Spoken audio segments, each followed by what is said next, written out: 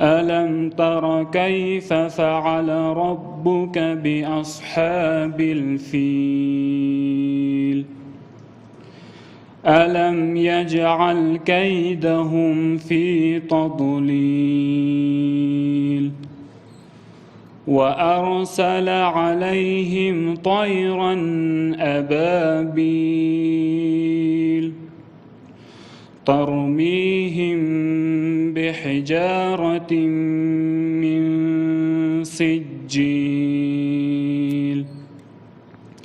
فجعلهم كعصف مأكول صدق الله العظيم. ربنا آتنا في الدنيا حسنة وفي الآخرة حسنة وقنا عذاب النار. اللهم افتح مجلسنا بالخير آمین. سپاس از جناب قاری صاحب و حال از جناب ثاقب صاحب خواهش میکنیم تا صحبت‌های خدا ارائه کنند. بفرمایید. أعوذ بالله من الشيطان الرجيم. بسم الله الرحمن الرحيم. اللهم صل على سيدنا محمد وعلى آل سيدنا محمد وبارك وسلم وصل عليه. بسم الله الرحمن الرحيم. إنا أعطيناك الكوثر فصل لربك وانحر إن شانئك هو الأبتر. الله أكبر ولله الحمد. صدق الله مولانا العلي العظيم وصدق رسوله النبي الكريم ونحن على ذلك من الشاهدين والشاكرين والحمد لله رب العالمين. ډیرو معززو قدرمنو د رسنیو او د اطلاعاتو د مرکز مسؤولینو د مطبوعاتو نمایندگانو محترمینو، السلام علیکم ورحمة الله وبرکاته. څرنګه چې ورونه د افغانستان قدرمن او قهرمان ملت په جریان کې ده چې له ډېرو شپو را په دې خوا د رسنیو په مرکز کې د دولت له طرفه ملت ته حساب ورکونه ده او دغه لړۍ بلله الحمد روانه یي او په دې قطار کې نن نوبت د افغانستان د اسلامي امارت د علومو د اکاډمۍ ده چې انشاءالله العزیز ورونه به موږ به هڅه وکړو، کوشش به وکړو چې تاسو ته په خپل نوبت په خپل وار باندې خبرې وکړو. حساب دهي د هر منظم او قانوني حکومت له زبردسته کړنو څخه ده او حساب دهي باید وي. که حساب دهي نه وي نو یو ګنګ و یو مجهول او یو نامعلومه هویت به رامنځته سوی چې بیا به په دې کې د دولت او د ملت تر مابین د اعتماد واټن ډېر درازي، خدای مه کړه یا به بیخي له مابینه ځي. په لحاظه ډېر خوشحاله یو چې نن د دغه رسنیو د استازو د ورونو له طرفه د دوی په زیار او په کوشش باندې خپل پیغام خپل فعالیتونه تر ملت پورې رسوو. په دې ډېر خوشحاله یو. حساب څخه فارسی کې هغه یوه خبره ده میگه که حساب که فاک باشه از محاسبه چی باک باشه. کسی که دزد نیست از محاسبه نمیترسه، از حساب و از محاسبه خود کسی میترسه که در داخل خود خیانت کرده باشه و اعتماد به جان خود نداشته باشه. از این خاطر حاضر میز حاضر میدان محاسبه و حساب دادن نمیشه. لله الحمد رفیقای ما تا هنوز سلسلوار اینجا تشریف آوری فرموده است و بروی شما و در همه رسانه ها گفتگوهای و کارهایی که پیش برده است و کارهایی که زیر دست است و کارهایی که زیر پلان قرار داره به شما لله الحمد ارائه نموده است. ډیرو محترم ورونو، علوم اکاډمۍ د ملک په سطحه باندې تر ټولو یوه لوړه تحقیقي مرجع ده. د جهان په سطحه باندې علوم اکاډمۍ ته هغسې توجه کړې سوې ده او د جهان په سطحه باندې تولیدات چې تقریبا سوي دي دا د علومو اکاډمۍ له ادرسه سوي دي. د هیواد په عالي تحصیلاتو کې او د هیواد په معارفو کې لومړنۍ زده کړې او منځنۍ زده کړې کیږي او له هغه نه وروسته بیا محصلین شاګردان عالي تحصیلاتو ته ځي، له هغه نه وروسته چې بیا د تحقیق او د ریسرچ مرحله راځي نو هغه بیا په علومو اکاډمۍ کې ترسره کیږي. د روسیې علومو اکاډمۍ دغه اس 400 توغندي چې کله جوړ کړو دا د اکاډمۍ حاصل و. په نوره نړۍ کې په ګاونډیو کې موږ تاسې داسې مثالونه هم لرو چې د ملک جمهور رئیس د اکاډمۍ مستقیما رئیس وي، یعنی د اکاډمۍ ریاست هم ورسره وي او د ملک د جمهوري ریاست مسؤلیت هم ورسره وي. دا په یو ډېر اهمیت او په یو ډېر زیات دې باندې چې اکاډمي په دنیا کې د علومو یو تر ټولو لوړترینه مرجع ده په دې دلالت کوي. لله الحمد افغانستان که څه هم له 4 یا 4.5 لسیزو جګړو راوتلی او په علومو اکاډمۍ کې معنوي رشد زیات وي نسبت ظاهري رشد ته. مثلا نورې داسې ادارې د هغه زراعت ته مثلا باغونه جوړوي، ښاروالي د سړکونه جوړوي، په وحید عامه د هغه سړکونه جوړوي، اما په علومو اکاډمۍ کې معنوي جوړښت کیږي، په علومو اکاډمۍ کې معنوي ظرفیت او ارتقا کیږي، په علومو اکاډمۍ کې معنوي جوړښت رامنځته کیږي. هلته هغه شیان هغه علوم چې د موږ محصلینو ماستر صاحبانو دکتر صاحبانو په پوهنتونونو کې ترلاسه کړي دي په علومو اکاډمۍ کې یو په خارج کې یو صورت ورته ورکوي او عملا یې په نتیجه باندې راولي. که څه هم تاسو پیږئ موږ تاسو ټول پیږو د افغانستان خلک یو چې ناخوالسته دا کار یو ډېر لوړ اقتصاد ته ضرورت لري او موږ تاسو خو اقتصاد به غالبا که تاسو را سره موافق یاست یعنی نورمال اقتصاد به نه لرو، که لوړ اقتصاد خو بیخي نه لرو ځکه چې افغانستان حالت موږ تاسو ته معلوم دی. خو بیا هم علوم اکاډمۍ خپلې هڅې او هان کړی ده او ډېرې لاسته راوړنې لري چې انشاءالله العزیز موږ به یې له تاسو سره اوس شریکې کړو. په دې کې تاسو چې کومې نمونې وینئ لله الحمد دا د جګړه ځپلي افغانستان د موږ تاسې په کلتور و په فرهنګ باندې او په اکاډمیو باندې چې یرغلونه سوي دي باوجود آن هم لله الحمد دغه تولیدات چې تاسې وینئ دا ټول د علومو اکاډمۍ دي. ډاکټر صاحبانو د پروفیسر صاحبانو د نظریو د کاوش و د محنتونو نتیجه ده چې تاسې عملا وینئ او که چاته بیا نورم شک و د رسنیو والا کولی شي چې موږ دا کتابونه ورته ورکړو دوی خپله م وګوري. نو لله الحمد امارت اسلامي افغانستان هم په خپل ټول توان او په خپل ټول قوت باندې د علومو اکاډمۍ چې هغه په وس کې سوي د هغه لاسنیونه یې کړې ده. داسې بعضې ناخوالسته اقتصادي مشکلات شته په دې باندې موږ تاسې ټول پیږو. خود به د موږ تاسې ادارات د جهان په سطحه او د نړۍ په سطحه باندې به بعضې ادارات موږ داسې وي چې هغه به تر اوسه پورې یعنې د مقابلې او د له هغوی سره د همسنګۍ توان به یې په دې خاطر نه وي چې دومره امکانات به نه وي، اما په معنویت کې په دا کمو امکاناتو چې موږ څومره کار کړی ده دا نسبت ټولو ګاونډیانو ته دا ډېر زیات دی لله الحمد. علوم اکاډمۍ چې دا هغه د ټول ملک په سطحه باندې یوه عالي ترینه مرجع ده او کله چې د تحقیق او د تحصیل درجه اخیر ته رسیږي له هغه بعد بیا اکاډمۍ ته چې مراجعه کیږي و هغه یې له ابتدا نه شروع کوي چې هغه څومره تحصیلات کړي دي په کومه اندازه باندې یې کړي دي. نو د علومو اکاډمۍ تقریبا په افغانستان کې یې څه باندې 100 کاله یعنې 102 یا 102 کاله قدامت لري چې په افغانستان کې د علومو اکاډمۍ فعاله شوې ده او په هیواد کې ډېر برجسته اشخاص او په هیواد کې اکاډمیک شخصیتونه لله الحمد وجود لري. هغه ټول د دغې اکاډمۍ شاګردان دي او یا په اکاډمۍ کې استادان تېر شوي دي او لله الحمد اکاډمۍ د مملکت په سطحه باندې وزارت خارجه او وزارت داخله او خپله مقام ته عالي مقام ته چې کوم دشوارې او مشکلې مسلې پیښیږي هغه اکاډمۍ ته مراجعه کوي او په هیواد کې چې شرعي ستونزمنې مشکلې مسلې پیښ شوې دي هغه اکاډمۍ ته راجع شوې دي.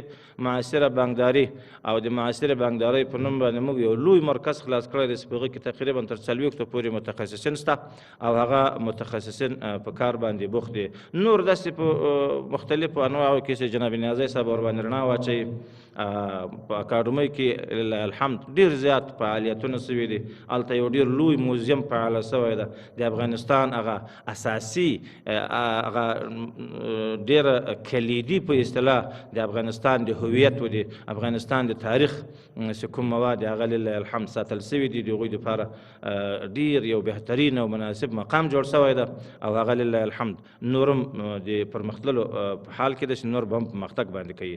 نو زه خو مې دا د ډېرې خبرې تاسو سره وکړم، خو چون د وخت تقاضا ده چې داسې ورونو ته باید نوبت پرېږدم، نو خپلې خبرې به رالنډې کړم او نوبت به جناب نیازي صاحب ته ورکړم. جناب نیازي صاحب.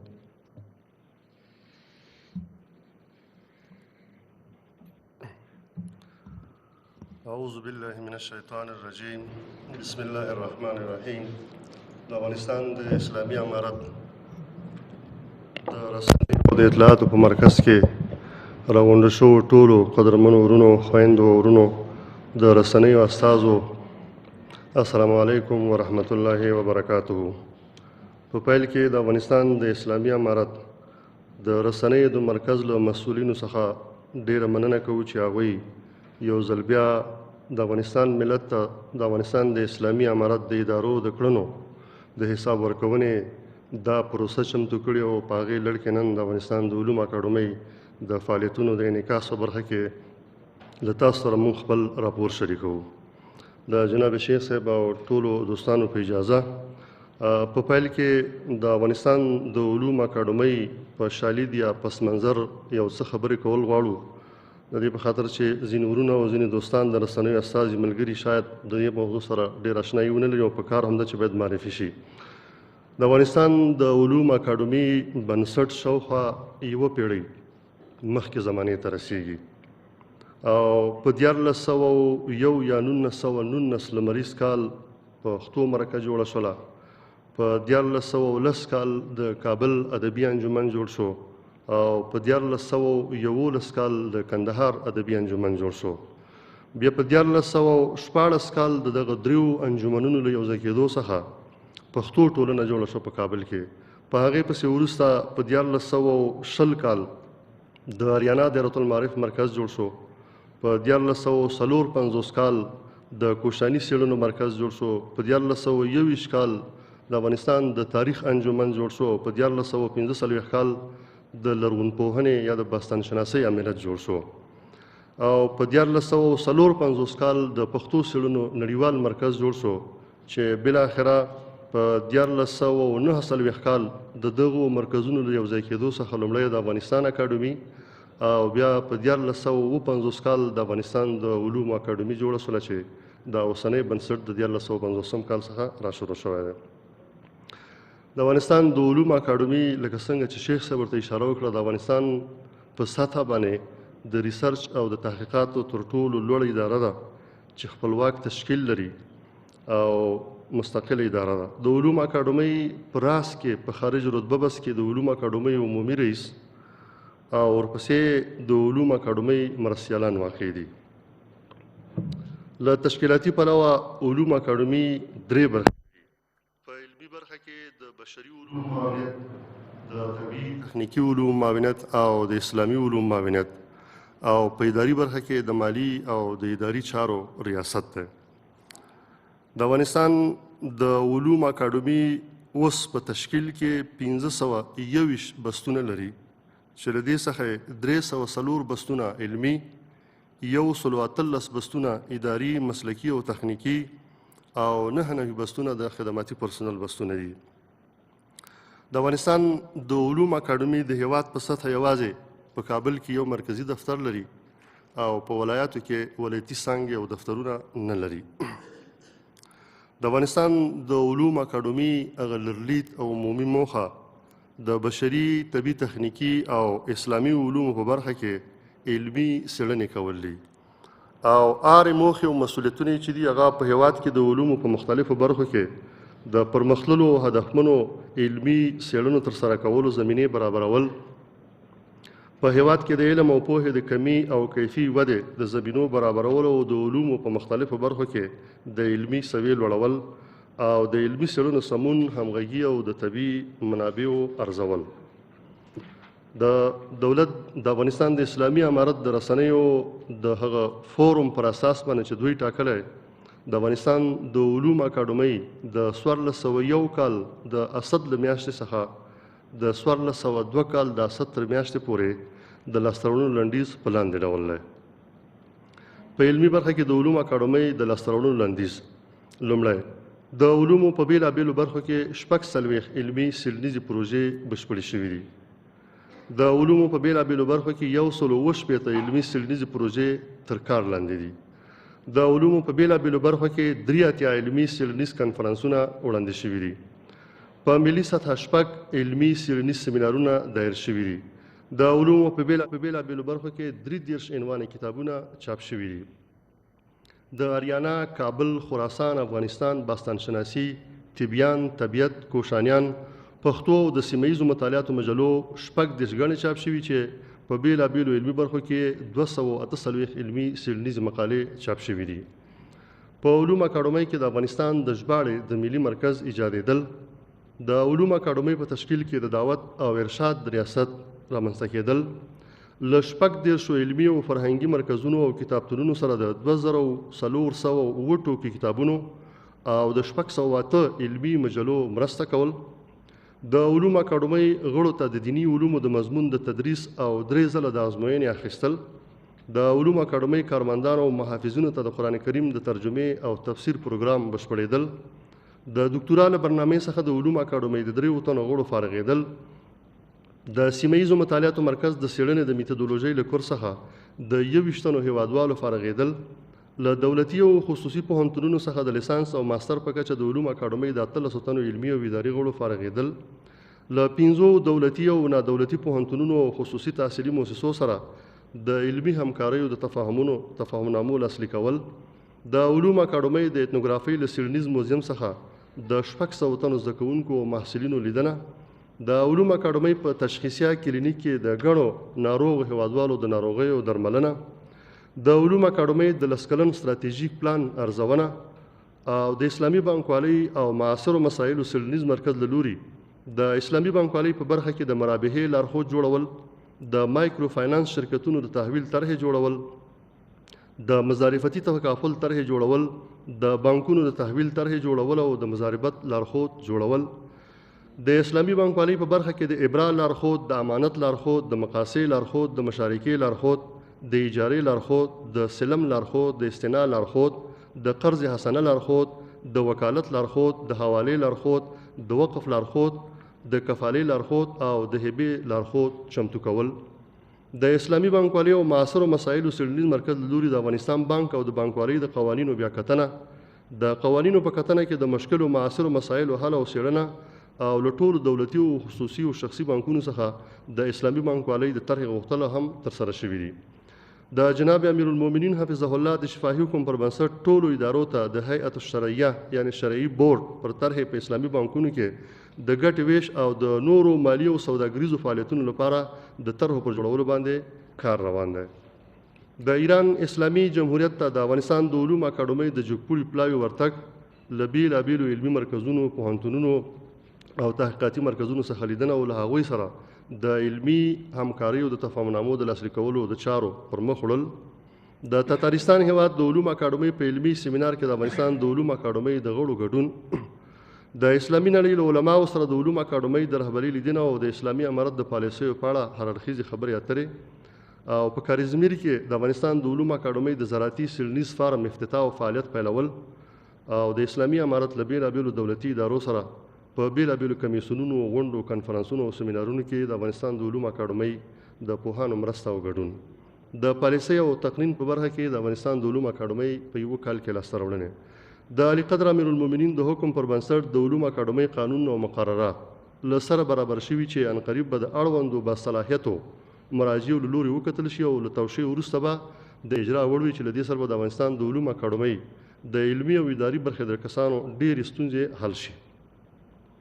د اداري فساد په وړاندې بنسټیزې او مهمې کړنې په تیر 1 کال کې د ادارې د بهبود او اصلاح په موخه په بېلابېلو برخو کې بدلونونه راغلي، د وړتیا، ژمنتیا او کاري مخینې له مخې نوې ګمارنې شوي دي او د ادارې بېلابېلو برخو په چارو کې د اداري فساد د مخنیوي لپاره خپلې هڅې ګړندۍ کړي دي. په 1401 هجري شمسي کال کې د افغانستان د علوم اکاډمۍ عمده لاسته راوړنې. د علوم اکاډمۍ علمي تشکیلاتي جوړښت. د افغانستان د علوم اکاډمۍ اوس مهال په 3 سترو علمي برخو بشري او طبي تخنیکي او اسلامي علومو کې تحقیقات او څېړنې کوي. لومړی بشري علوم.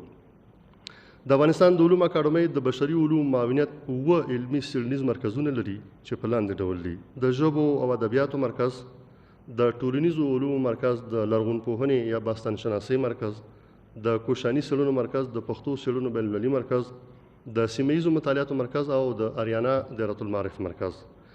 د بشري علوم معاونیت اړوند په علمي مرکزونو کې په تیر کال کې 25 علمي څېړنیزې پروژې ترسره شوي دي چې په لاندې ډول دي: 1.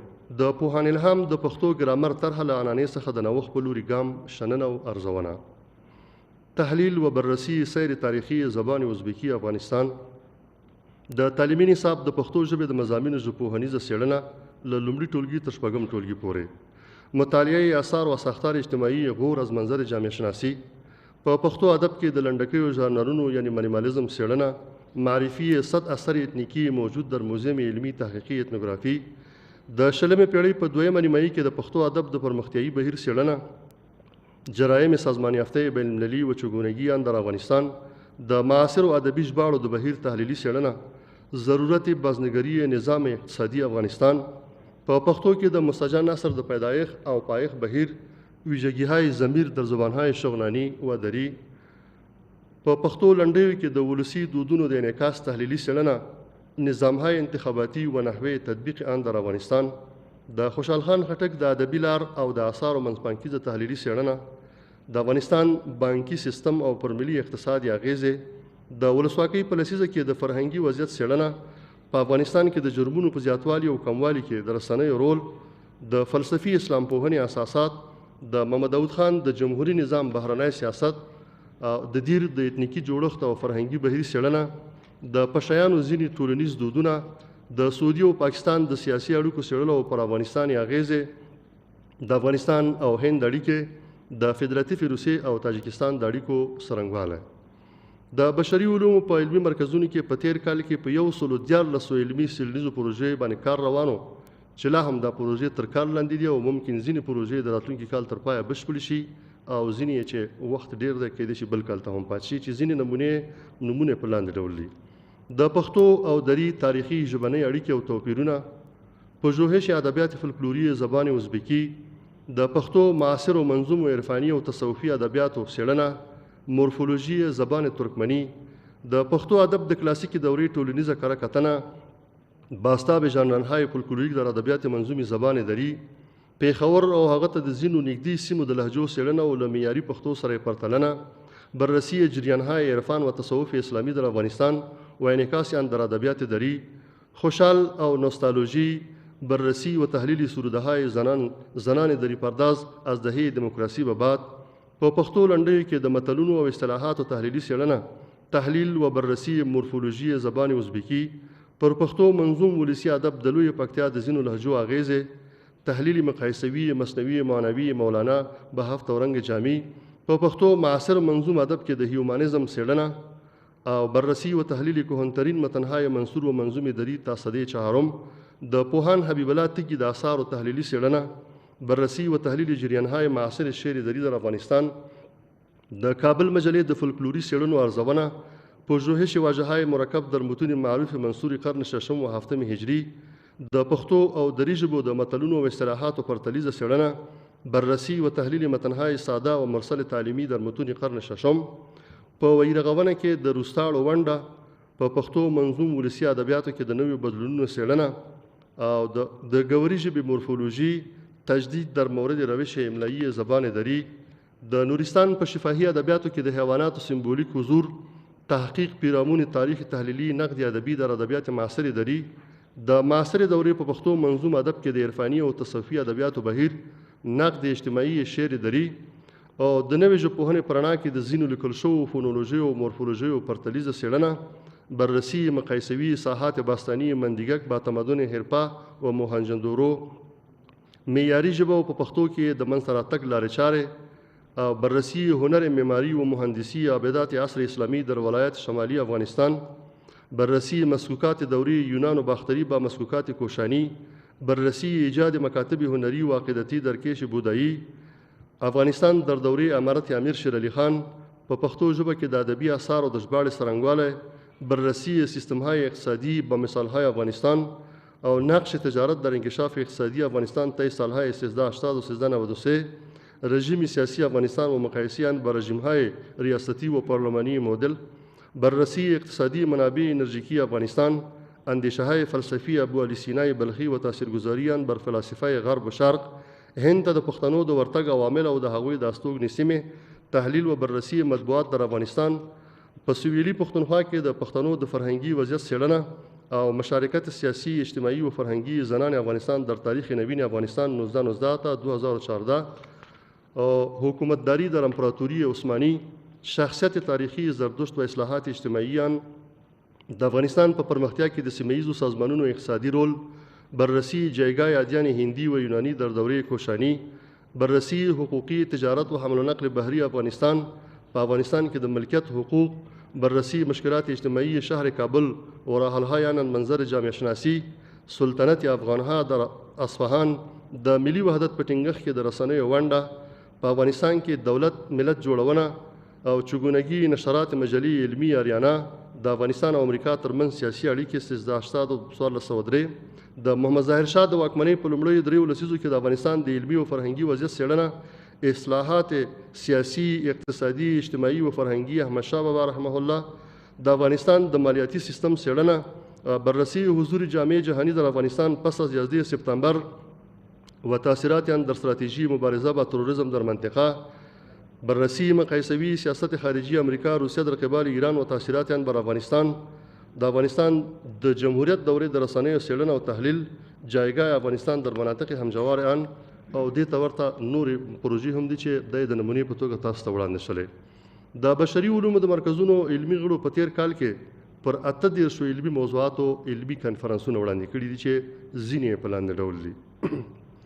د پښتو د ژباړل شوو اثارو د کره کتنې اړتیا او لارې چارې، بررسی تاثیرات ترزیق بانکنوت‌های جدید بالای مارکت‌های اقتصادی افغانستان، په اوس وخت کې د فولکلوري ادب ارزښتونه، نقش اصل صلاحیت محلی در تامین عدالت جزایی بین المللی و چالش‌های فراره، د ځینو پښتو متلونو منفي اړخونه او تاثیر کومک‌های خارجي بر رشد اقتصادي کشور، بیانات افغانی خطی نسخه پیژندنه و شننه، اصل صلاحیت شخصی و نقش آن در تامین عدالت بین المللی، په پښتو کې د ځینو داخلو عربي کلمو د تلفظ او معنا د سمون ستونزه، اهمیت و نقش آثار نمایشگاه گنجینه باختر در اشاعه فرهنگ افغانستان، ادامه هنر معماری و تزئیناتی دوره کوشانی در دوره اسلامی، تداوم هنر مذهبی اریایی ها در محیط هنری دوره کوشانی، د اکاډمیسن عبدالشکور رشاد د دینی او تصوفي آثار او تحلیلي څېړنه، بررسی چگونگی جمع بستن اسم و مطابقت فعل و فاعل از لحاظ عدد زبان دری، ژبنی توپیر، بدلون او تحول،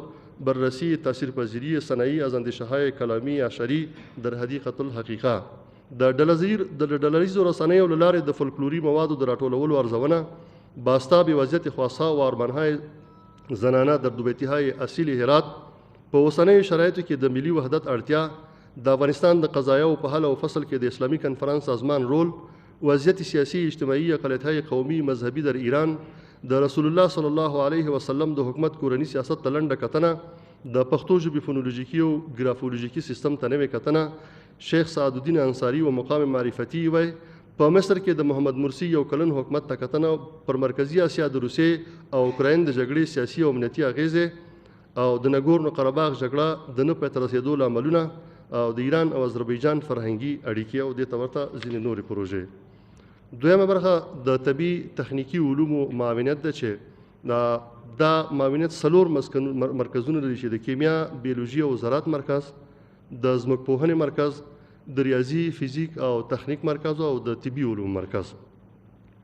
د طبي تخنیکي علومو په ټولو مرکزونو کې په تیر کال کې 11 علمي څېړنیزې پروژې بشپړې شوي دي چې په لاندې ډول دي: تحقیق پیرامون خصوصیات مرمرهای سیارنگ گزک له GIS او ریموټ ساینسینګ څخه په استفاده د پنجشیر او پروان ولایتونو د سیلابونو تحلیل او ارزونه، تحقیق پیرامون تولید انرژی برق از تشعشع آفتاب در شرایط کشور، د هایدرونفرزوز د اپیدمیولوژي د لاملونو، اختلالات او درملنې څېړنه، بررسی برخی از کاربرد انتگرال‌های سیگانه، اپیدمیولوژی، تظاهرات سریری و تداوی تداور سیگموید، د الوګانو پر حاصلاتو باندې د تخم څخه د تولید شوو ټیوبرونو د اندازو اغیزې، مطالعه حشرات مضرې درختان سیب و روش‌های کنترل آن در شرایط لوگر، تحقیق پیرامون امراض تاک انگور در شرایط کابل، تحقیق پیرامون دورگه ساختن مرغ‌های وطنی و اصلاح شده و بررسی پیامدهای تغییرات اقلیمی بالای تولید محصولات زراعتی ولایت پروان و کاپیسا بین سالهای 1370 و 1400. د طبي تخنیکی علومو په برخه کې په تیر کال کې په څلوېښتو علمي څېړنیزو باندې کار روانو چې ځینې لا هم تر څېړنې او تحقیق لاندې دي او ممکن ځینې د کال تر پایه بشپړې شي چې ځینې په دې ډول دي. وضعیت زونهای اقلیمی کوهستانی و الپاین تندرا در افغانستان، په افغانستان کې د بیدیا او د جغرافیایي پراختیا څرنګوالی، تحلیل و ارزیابي خوشسالي حوزههای آبی امو شمال و هریرود مرغاب، د زړه د سامونو د تنګوالي او عدم کفایې د اپیدمیولوژي او اختلالاتو څېړنه، بررسی وضعیت آبهای استادي ولایت کابل و اثرات آن، د کاردیوجینیک شاک د پیښو لاملونو تشخیص او درملنې څېړنه، تحقیق پیرامون الترامافیکهای لوګر و پوتنسیل اقتصادي آنها، په ننګرهار کې د سټرسو د زیان رسونکو حشرو څېړنه، ارزیابي طرح و دیزاین تصفیه‌خانه‌های فاضلاب شهری ناحیه دوم شهر کابل، بررسی و ارزیابی کاربرد معادلات دیفرانسیل در حل برخی از مسائل میخانیک و اقتصاد، د شرق زون ننګرهار لغمان او کونړ ولایتونو د ځینو ولسوالیو د خاورې د حاصلخیزۍ د کچې څېړنه، بررسی برخی از کاربرد انتگرال‌های سیگانه، موارد تطبیقی مدل‌های خطی در اقتصاد زراعتی کشور، د نخودو پر وده او حاصلاتو باندې د ځینو اګرو تخنیکی عملیو د اغیزو څېړنه، بررسی و ارزیابی مشتقات توابع در حل برخی از مسائل هندسی، فیزیکی و اقتصادی او قاموس اصطلاحات طبي او دې ته ورته ځینې نورې پروژې.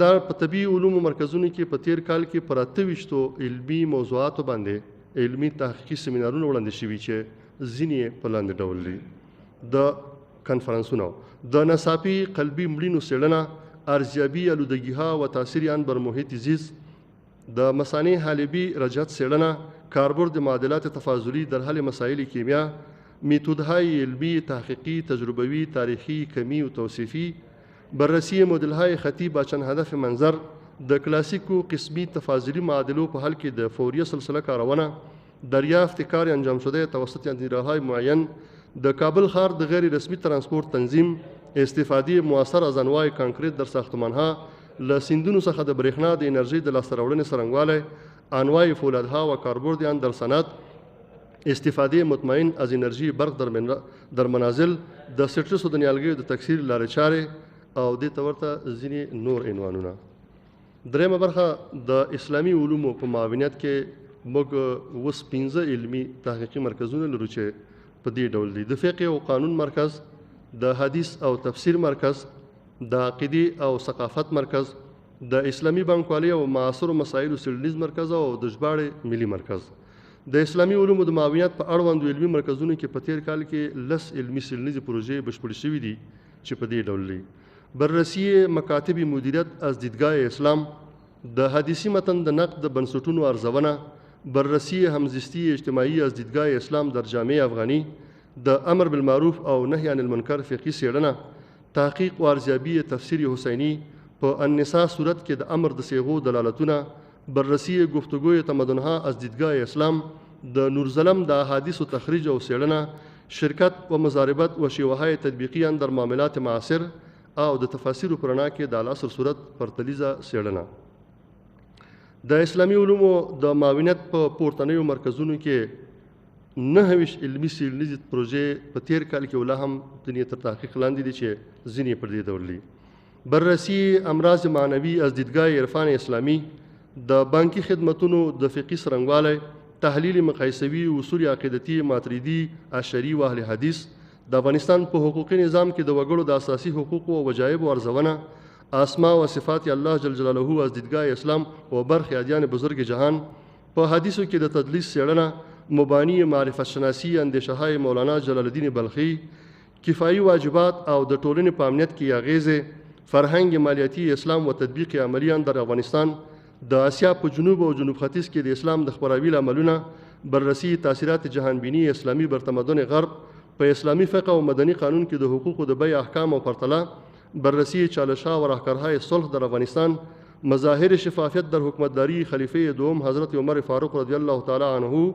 الانتخابات و احکامها فی الفقه الاسلامی، مبانی معرفت شناسی اندیشه‌های عرفانی مولانا جلال الدین محمد بلخی، په قرآن او حدیثو کې جنتیان او دوزخیان، تحلیل حقوق تجارت از دیدگاه اسلام و قانون تجارت افغانستان، د فضایل اعمال کتاب د احادیث او روایات تخریج او څېړنه، اسماء و صفات الله جل جلاله از دیدگاه اسلام، د بانکي خدمتونو فقهي څرنګوالی، التفسیر الاریوبی المسمى بزبدة التفاسیر، په فقه او قوانینو کې د معاصرو ارتفاقي حقوقو څېړنه، په اسلامي فقه او قانون کې د مشروع دفاع پرتلیزه څېړنه، نقد تهاجم مستشرقان بر قرآن کریم، د افغاني ټولنې د کورنیو مظالمو څېړنه او په حدیثو کې حل لارې، شریعت الاسلام خلودها و صلاحها للتطبیق فی کل زمان، په قرآن کریم او نبوي سنتو کې د جهاد د اصولو او ضوابطو څېړنه او شناخت بخش علوم اسلامي اکاډمي علوم افغانستان. د اسلامي علومو د مرکزونو علمي غړو په تیر کال کې په 14 موضوعاتو علمي کنفرانسونه وړاندې کړي چې څو نمونې په دې ډول دي: بررسی احادیث منهیات پیرامون مقابر، د قرآن کریم د نزول موخه، مزایای اخلاق امام بخاری رحمه الله، له قرآن کریم سره تعامل، نقش استعمار قدیم و جدید در ایجاد و رشد فرقه بهایت، رابطه قرآن کریم با رمضان، د علومو په تولید او انکشاف کې د اندلس د مسلمانانو رول، د قدر شپې په اړه د پیغمبر صلی الله علیه وسلم لارښوونې، حقوق قرآن کریم، ویژگی‌های قرآن کریم، راههای جلوگیری از هجر قرآن کریم، د اسلامی مالی تمویلاتی شرکتونو عملی تګلاره او دې ته ورته ځینې نور عناوینه. د افغانستان د علوم اکاډمۍ په چوکاټ کې په تیر کال کې په نیمایي کې د کال په منځ کې د ژباړې ملي مرکز ایجاد شو او د دې مرکز د فعالیتونو لنډیز په دې ډول دی. د علومو په بیلابیلو برخو کې تر اوسه پورې 21 اثار پښتو او دري ژبو ته ژباړلي دي چې ځینې اثار یې دلته ستاسو ته مخ ته هم ایښودل شوي دي. د 1401 کال په وروستۍ روبه کې 8 ژباړل شوي اثار چاپ شوي او د ژباړې په برخه کې مجرب ژباړونکي استخدام کړي او د ژباړې د مرکز د فعالیتونو لپاره نوې لایحې او طرزالعملونه دا هم برابر کړي. په 1401 کال کې د افغانستان د علومو اکاډمۍ له لوري ټول 6 علمي سیمینارونه وړاندې شوي چې عنوانونه په دې ډول دي: په اسلام کې د امر بالمعروف او نهي عن المنکر مقام او د ټولنې په اصلاح کې ونډه، انکشاف پایدار در افغانستان، چالش‌ها و فرصت‌ها، د افغانستان د مهاجرت ادبیات، وضعیت ترانسپورت زمینی، چالش‌ها و حل‌های آن، افغانستان او سیمه‌ایز اتصال، فرصتونه و ننگونې او بررسی پرابلم‌های محیط زیست در شهرهای بزرگ کشور و راه‌های آن. په 1401 کال کې د علومو اکاډمۍ د اطلاعات او اعمالو ریاست د نشراتو د راپور لنډیز. په 1401 کال کې د افغانستان د علومو اکاډمۍ په بیلابیلو موضوعاتو کې ټول 33 عنواني کتابونه چاپ کړي چې 33 عنوانه ټول ساسو مختلطه راوړل شوي دي او 11 شمیرې مجلې چې 14 غني کېږي لکه کابل، اریانا، سیمه‌ایز مطالعات، طبیان، افغانستان او باستان شناسی او کوشانی او 40 غني د زیری جریدې او 12 غني تفکر جریدې چاپ شوي دي. 2400 ټوکه کتابونه او 109 غني مجلې او جریدې بیلابیلو علمي او اکاډمیکو ادارو، څېړونکو او پوهانو ته د ګټې اخیستنې لپاره ویشل شوي دي. 916 عنوانه کتابونه څېړونکو ته د مطالعې لپاره ورکړل شوي. 1550 جلد کتابونه هغو اشخاصو ته ورکړل شوي چې د مطالعې لپاره له بهر څخه د افغانستان د علومو اکاډمۍ کتابتون ته راغلي. د 113 کتابونو او مجلو کلیکسیونونو صحافت شوی، 150 عنوانه مجلې او 300 عنوانه کتابونه ډیټابیس شوي او پر 102 عنوانه جریدو او مجلو نمبرونه ول شوي. د افغانستان د علومو اکاډمۍ له لارې چې کم 33 عنوانه کتابونه په تیر 1401 کال کې چاپ شوي د هغې نومونه په دې ډول دي: پر پښتو ژبه او ادب د معلوماتي ټکنالوژۍ اغیزې، بررسی اهمیت حیاتی بند کمال خان، په عربي خلیج کې د پښتنو فرهنګي ادبي هڅې، معادن پګماتیتي، فلزات نادره و احجار قیمتي و نیمه قیمتي افغانستان، د هند او اروپایي ژبو نسبي څېړنه، فونولوژي زبان ترکمنی، د قرآن کریم نمونه او صفتونه، ښوونیز روزنیز نقش او آثار، چگونگی سازگاری با تغییر اقلیم و کاهش خطرات در کشور، د رسول الله صلی الله علیه وسلم ښوونیزه کړنلاره او د هغې اغیزې، مقایسې فونیمیکي زبانهای دری و پښتو، شاهي تاریخ یا تاریخ سلاطین افاغنه، افغانی ملت پالنه د تاریخ په اوږدو کې، تحریم شراب و حکمتهای آن از دیدگاه قرآن و سنت،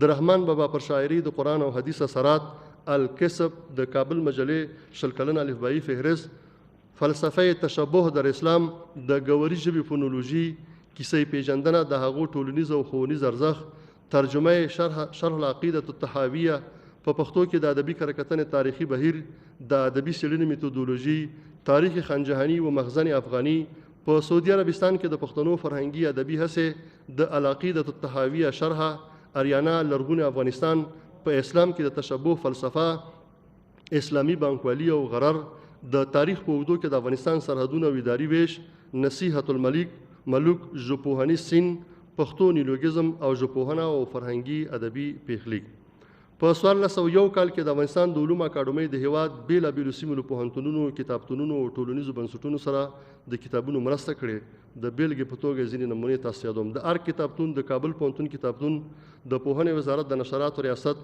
د ریاست الوزرا د اقتصادي مرستیال دفتر د بهرنیو چارو وزارت دفتر د پروان پوهنتون علامه رشاد کتابتون موسعه توسعه زندگی اجتماعي کتابتون مسلم کتابتون د ننګرهار په چراګام کتابتون انسټیټوت میخانیکی کابل پکتیکا پوهنتون د هلمند بوس پوهنتون مؤسسه تحصیلات عالی فراه د خوست شیخ زاید پوهنتون د بی بی عائشه د لوړو زده کړو مؤسسه د میدان وردګ ولایت د چک ولسوالۍ کتابتون ریاست عمومي افغان تور د هوریت فکری ټولنې کتابتون د غور د لوړو زده کړو مؤسسه احمد شاه بابا مینې ځوانانو ټولنه د بامیانو پوهنتون بهقي ریاست او د تورته د افغانستان د ځینو نورو ولایتونو پوهنتونونو ته د کتابونو مرسته شوې ده د 1402 هجري شمسي کال لپاره د افغانستان د علومو اکاډمۍ عمده پلانونه او یا هغه څه چې دوی پلان کړي دي د 500 علمي څېړنیزو اثارو چاپول د 6 علمي څېړنیزو سیمینارونو دایرول د 14 علمي څېړنیزو مجلو چاپول 1500 ټوکه د اریانا ادبي دایرة المعارف چاپول د عوایدو د ډیروالي لپاره د ماسترۍ او دکتورا برنامې ایجاد او د اکاډمۍ د نشراتو د پلور لپاره د پلان جوړول د علومو اکاډمۍ د چارو د پرمختګ لپاره د لنډمهالي مزمهالي او اوږدمهالي ستراتیژیک پلان جوړول د علومو اکاډمۍ د چارو د ښه پرمختګ لپاره د نویو طرزالعملونو او لایحو برابرول په علمي او اداري برخه کې د وړتیا او ازادې سیالۍ له لارې د نویو علمي غړو او کارمندانو ګمارنه د اشتغال لپاره په نوې طرحه کې د قراردادي څېړنې ایجادول د هیواد په سطحه د تحقیقاتو د ثبت د مرکز ایجادول له بیلابیلو ژبو څخه د هیواد پر رسمي ژبو د اړتیا وړ 10 اثار ژباړل د علومو اکاډمۍ د کتابتون ډیجیټل کول د علومو اکاډمۍ نشرات انلاین کول د استخدام په برخه کې علمي شرایطو ته ځانګړې پاملرنه د اداري فساد د مخنیوي لپاره په بیلابیلو برخو کې د کمیسیونونو ایجادول د افغانستان ټولو علمي اکاډمیکو مرکزونو ته د علومو اکاډمۍ د نشراتو رسول د اسلامي بانکوالۍ په برخه کې د ابرا لارښود جوړول د امانت لارښود جوړول د مقاصد لارښود جوړول د مشارکې لارښود جوړول د اجارې لارښود جوړول د سلم لارښود جوړول د استنا لارښود جوړول د قرض حسنه لارښود جوړول د وکالت لارښود جوړول د حوالې لارښود جوړول د وقف لارښود جوړول د کفالې لارښود جوړول د هبې لارښود جوړول اسلامي بانکوالۍ ته د بانکونو اړول د بانکوالۍ او معاصرو مسایلو څېړل د هیواد په کچه د مالي مؤسساتو د معاملاتو څارنه د بانکوالۍ اړوند لوایحو تعدیل او پر 100 علمي څېړنیزو پروژو به کار کیږي چې ځینې به د کال تر پایه پورې بشپړې شي محترم حضارو دا او د افغانستان د علومو اکاډمۍ د تیر 1401 کال په بهیر کې د ترسره شوو فعالیتونو لنډ راپور البته بشپړ راپور وي ممکن زموږ دوستان تاسو سره شریکي نو که په دې برخه کې کوم ځای کې کوم څه وسم شوي د هغې به زه بخښنه غواړم او که د علومو اکاډمۍ د موضوعاتو یا هغه څه چې موږ وړاندې کړل د دې په اړه تاسو سره کومه پوښتنې موږ ستاسو خدمت کې کور مو ودان از صحبت‌های همه‌جانبه جناب ثاقب صاحب و نیازی صاحب جهان سپاس. حال به سوالات می‌پردازیم. تلویزیون ژوندون.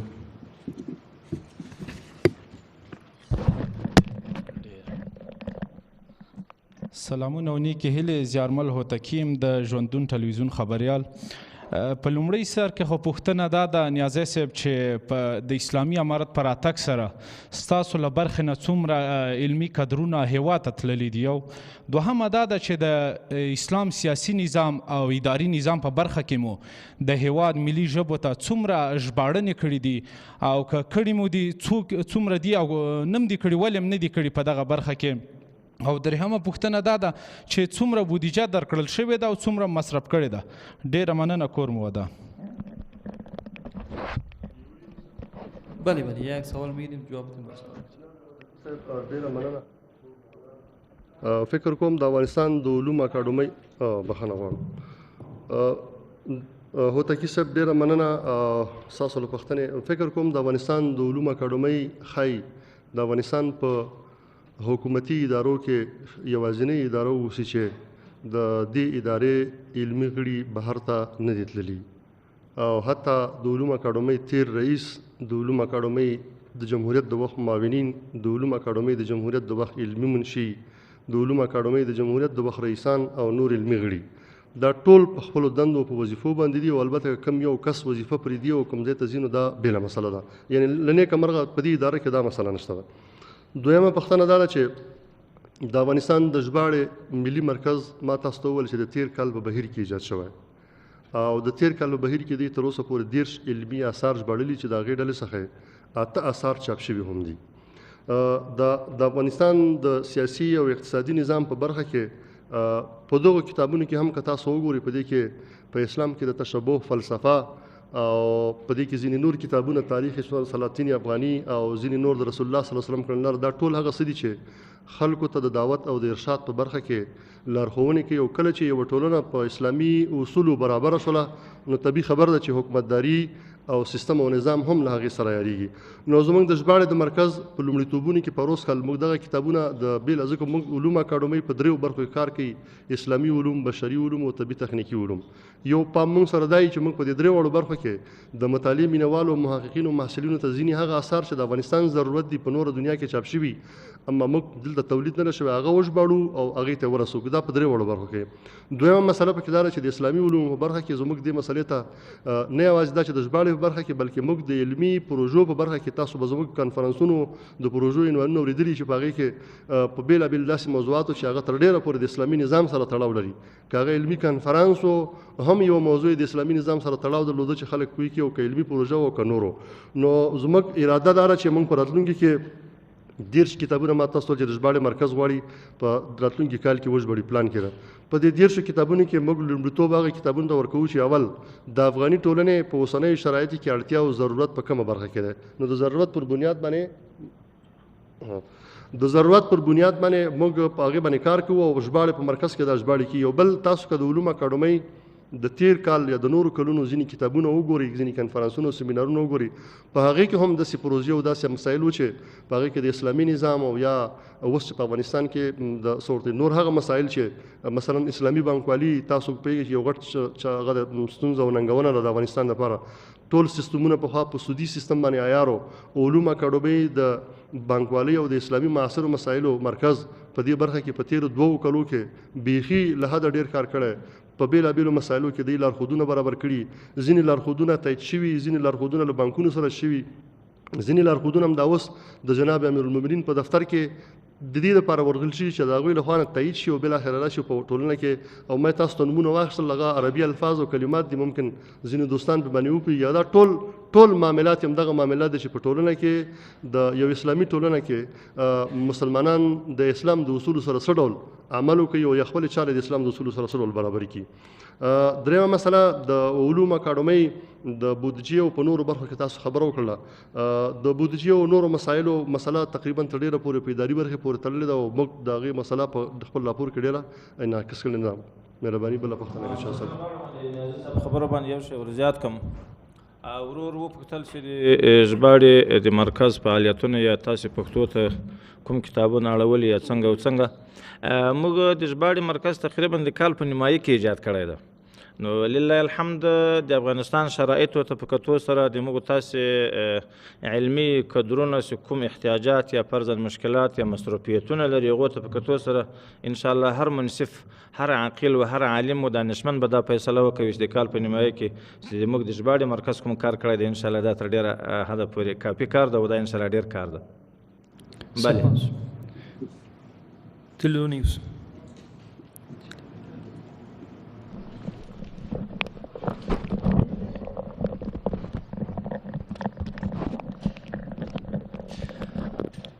سلامونه، وخت د ټولو په خیر.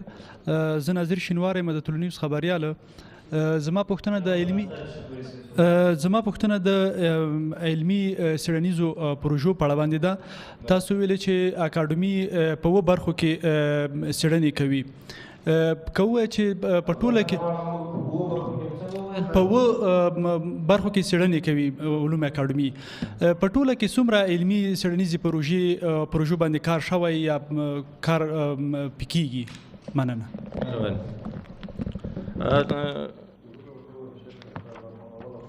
مخکې یوه تېروتنه چې د ورونو رانیسي چې علوم اکاډمۍ په 7 برخو کې نه بلکې تقریبا په 30 برخو کې صرف نیازي صاحب خپلو تشریحاتو کې دومره خبره وکړه چې د علوم اکاډمۍ په راس کې یو عمومي رئیس لري، له هغه نه بیا لاندې 3 معاونیتونه دي چې یو معاونیت یې د طبیعي تخنیکي علومو ده، 2 معاونیت یې د اسلامي علومو ده، او 3 معاونیت یې د بشري علومو ده.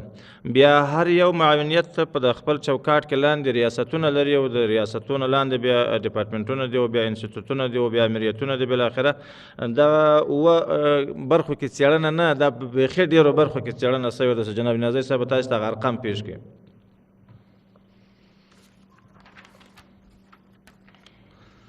جناب شینواری صاحب ډیره مننه.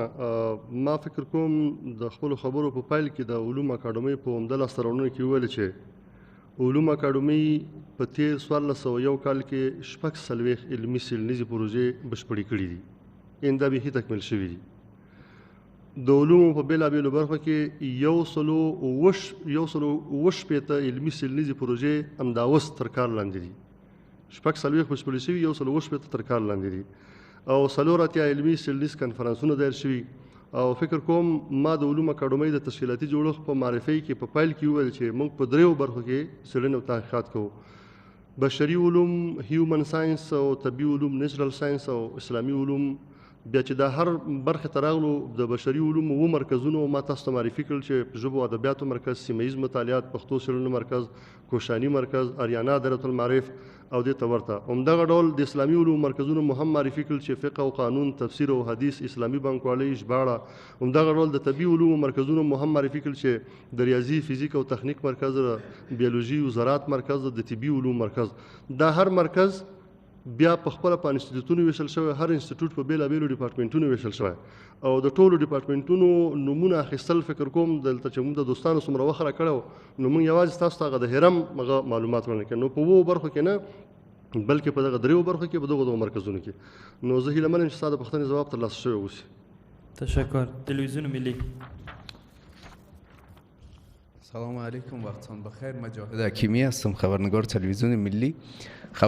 سوال من این است که چه تعداد پژوهشگران در اکادمی علوم وجود دارند و در کدام بخش ها؟ و بخش دیگه از این سوالی است که آیا بسنده هستی پژوهشگران یا بعد بست های علمی اکادمی دیگه ضرورت است در این اکادمی؟ خیر باشه. جناب حکیمی صاحب تشکر. ما فکر میکنم در اوایل یا دوری صورت گرفت در بخش تشکیل که اکادمی علوم فعلا 521 بست داره. از این جمله 304 بست از علمی است، 118 بست اداری، مسلکی و تکنیکی و 99 بست هم خدماتی، پرسنل خدماتی است. 304 عضو علمی اکادمی علوم در بخش علوم اسلامی، بخش علوم بشری، بخش علوم طبی تکنیکی، در مراکز مختلف، در انستیتوت‌های مختلف، در رشته‌های مختلف با تحقیق مصروف هستند. در این شک نیستند که افغانستان یک کشوری که دارای 40 میلیون دور بر نفوس داره و ما باید مسائل علمی افغانستان همه‌جانبه کاور بکنیم و سرازو کار بکنیم. تشکیل فعلی اکادمی علوم بسنده نیستند، اما نظر به شرایط و امکانات حکومت امسال هم امارت اسلامی تقریبا 50 بس بر اکادمی علوم تخصیص داده که یک دستاورد خیلی بزرگ است که به خواسته اکادمی علوم اونا لبیک گفتن و 50 بس در رشته‌های گوناگون برای ما داده و فعلا هم این بس‌ها به اعلان رفته و میشه مثلا در روزهای نزدیک جوانای ما که از پوهنتون‌ها فارغ شده و تحصیلات کرده اونا جذب کرده. نظر به شرایط فعلی افغانستان، این تشکیل فعلی اکادمی علوم با نفوس افغانستان و ضرورت‌های افغانستان اکتفا نمیکنه و کوشش ما است که در آینده ان شاء الله نظر به امکانات و لزومدود امارات این ارتقا پیدا کنه و پیش بره. شمشاد تلویزیون.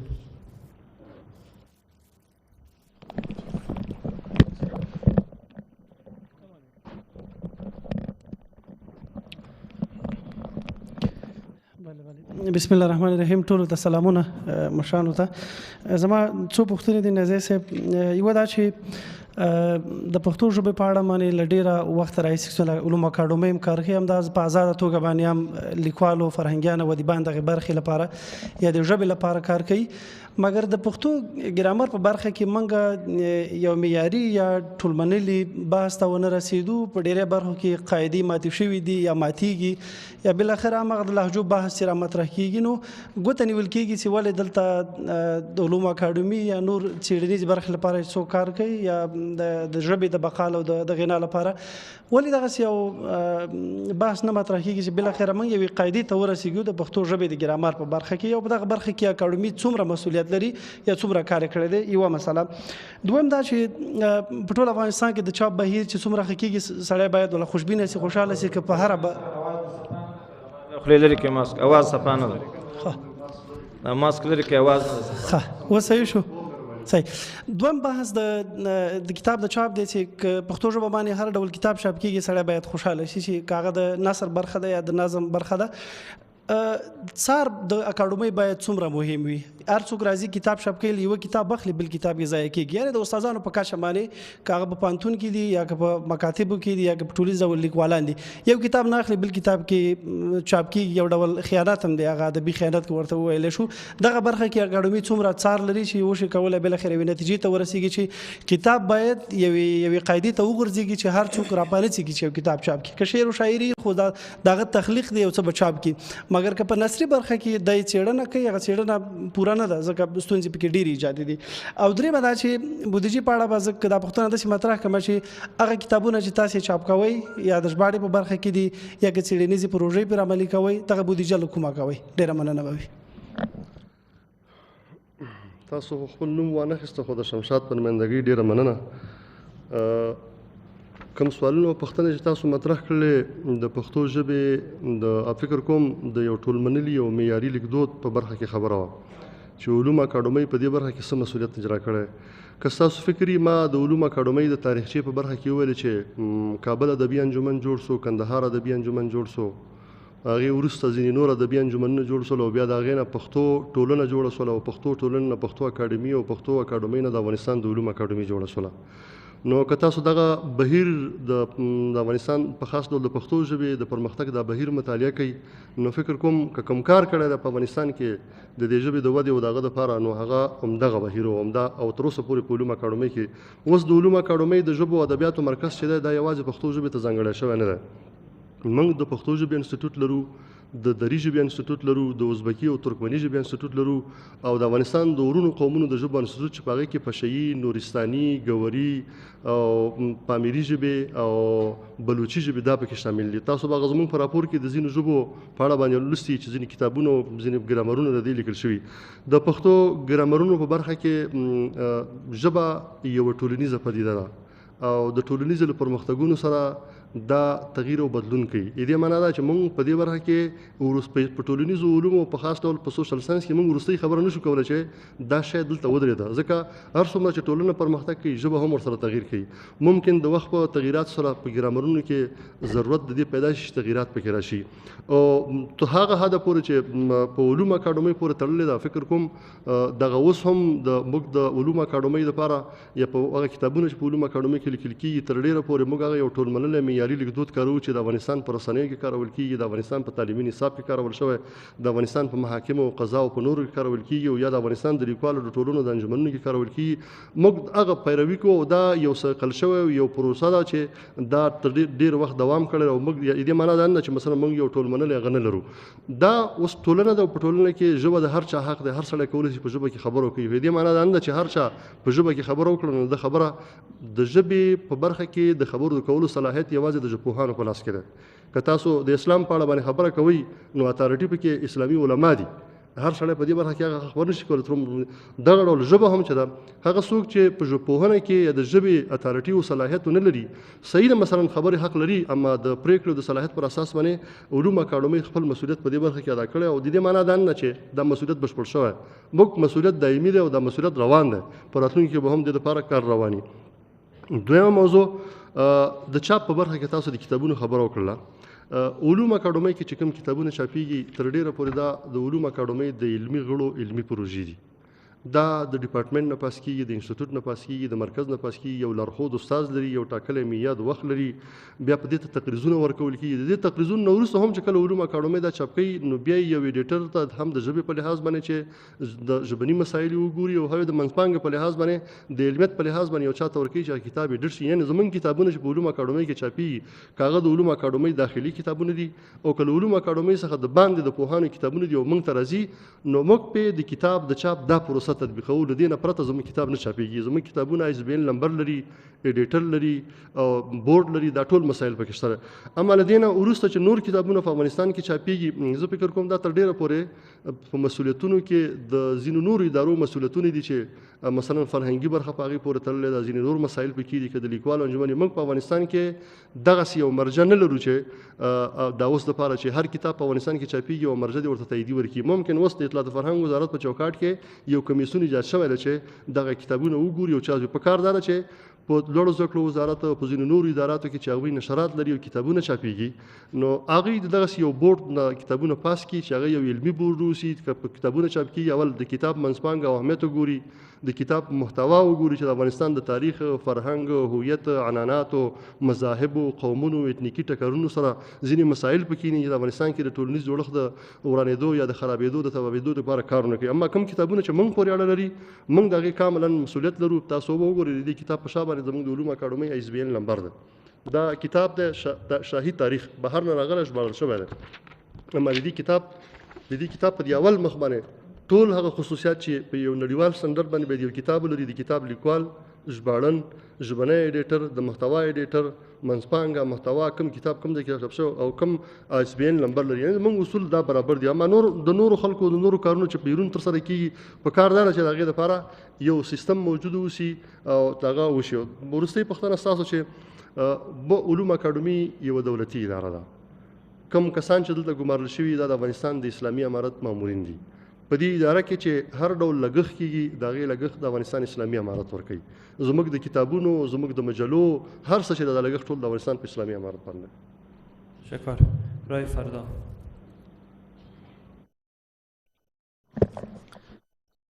تشکر. من حبیب الله ظفری از تلویزیون رای فردا هستم.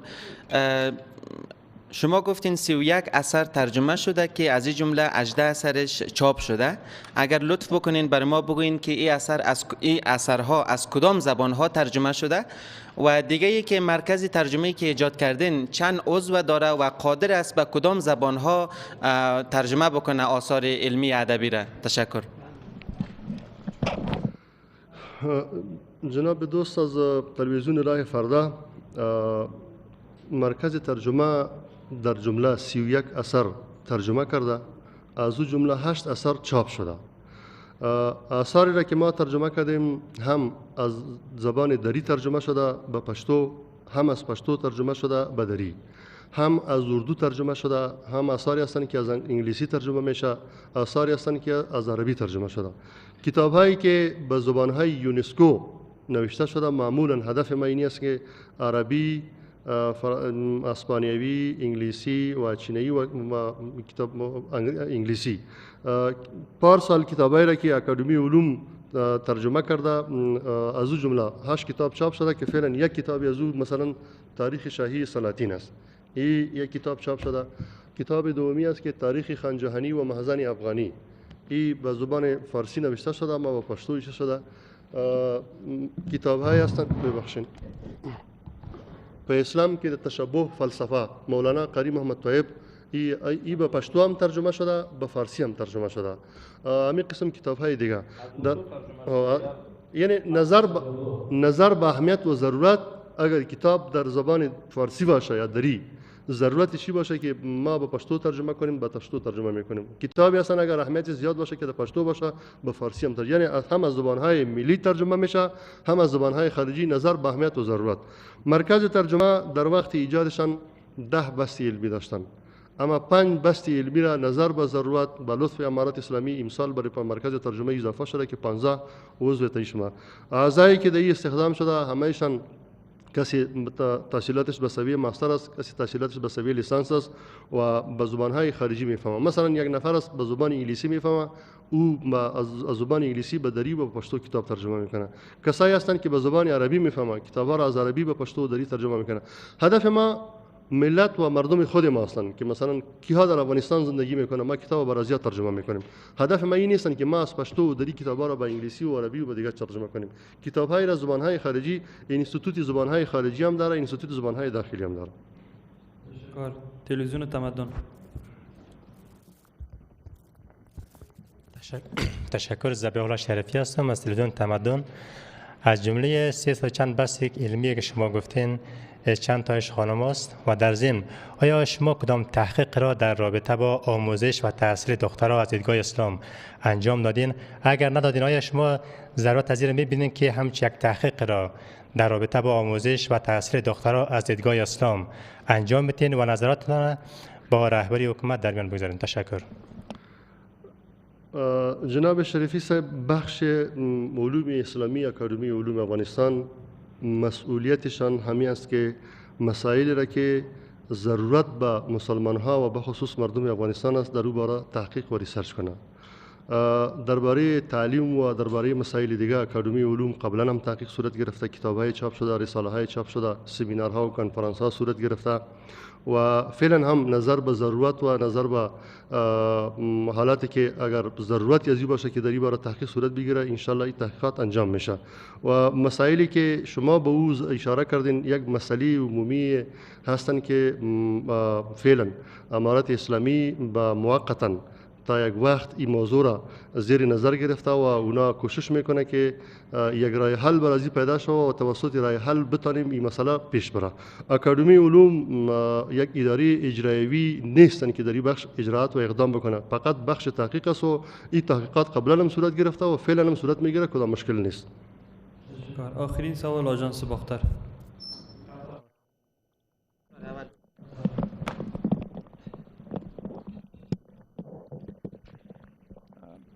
احمدزی احمدی هستم از آژانس باختر. جناب نیازی صاحب، چنانچه میدانیم ما و شما پالیسی و هدایت رهبری امارت اسلامی افغانستان است که اشخاص مسلکی متخصص و با تجربه در هر بخش از جانب ادارات مختلف باید دعوت شوند و به وطن برگردن و در بهبود امور و کار سهم بگیرن. اکادمی علوم در یک سال گذشته در این راستا کدام تلاش داشته؟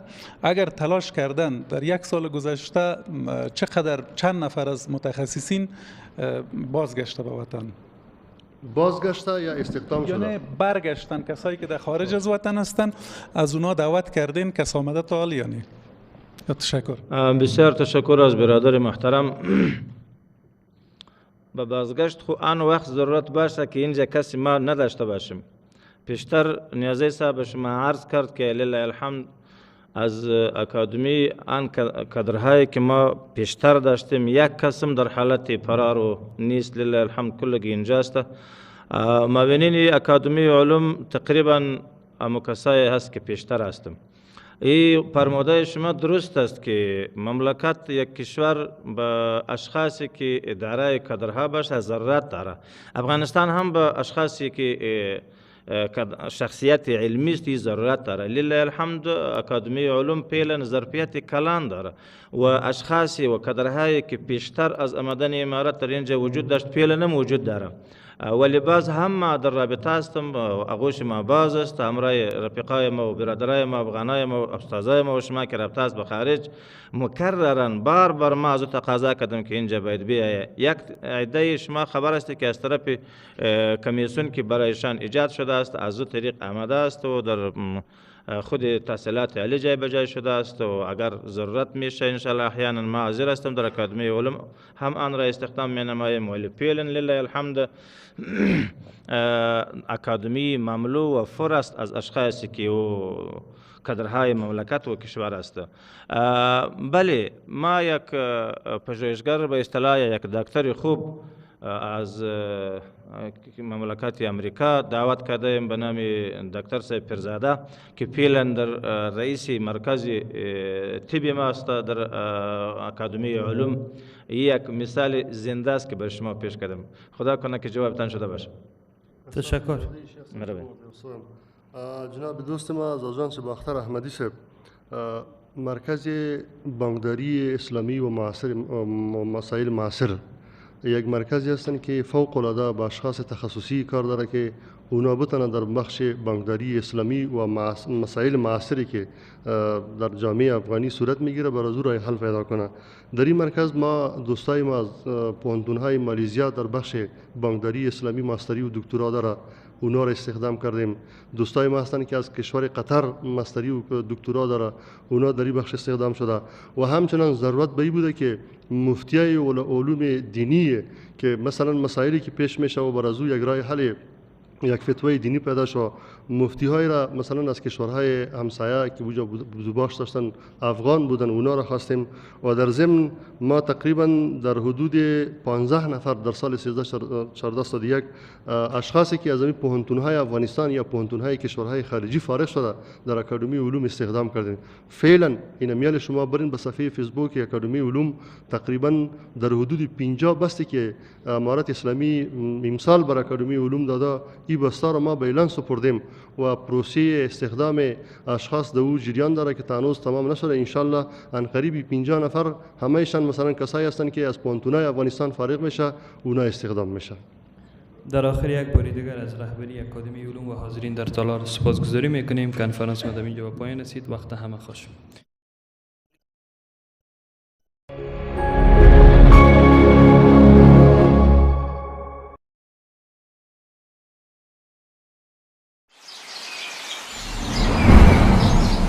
گلونو پگیدیو میگیدی نور دله خپل هوا